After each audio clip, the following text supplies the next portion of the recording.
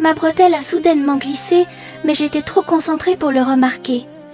Mon patron derrière moi était stupéfait par ma vitesse de frappe folle, alors il a complètement manqué l'incident. Une fois que mon patron a compris ce qui se passait, il m'a immédiatement inscrite au concours de dactylographie. En tant que novice absolue à un tel événement, j'étais complètement dépassée la première fois que je suis montée sur scène. Dès le début, toute la salle était en effervescence, et mon style à deux doigts m'a fait ressortir.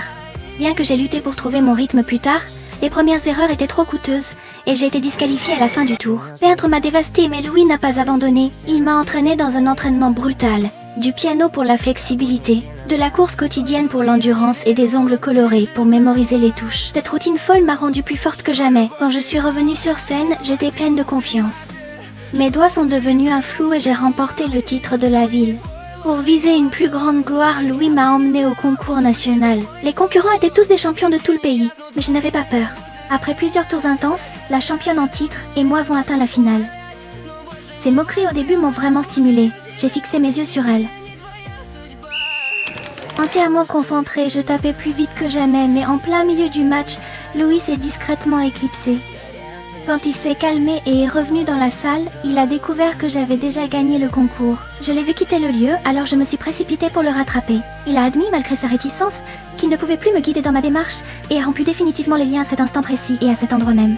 Après cela, ma renommée a explosé. Je suis devenue le visage d'une marque de machines à écrire, j'ai souvent fait la couverture de magazines de mode et j'ai été exposée quotidiennement à un barrage incessant de flash. Cependant, ce style de vie sous les projecteurs ne m'a apporté qu'un sentiment écrasant de vide. En prévision des championnats du monde, les sponsors m'ont présenté au mentor le plus autoritaire de l'industrie. Mais dans ces exercices rigides, j'ai perdu le contact avec mon propre rythme familier.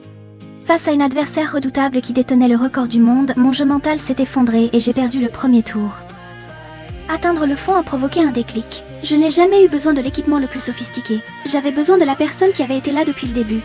Et juste à ce moment-là, Louis s'est frayé un chemin à travers la foule pour être à nouveau à mes côtés. Ça fait longtemps que je me raconte que je suis heureux. Mes conseils avant que je retourne. Cette confession a redonné vie à mes doigts, déclenchant une confrontation finale, une vitesse incroyable pour établir un tout nouveau record du monde.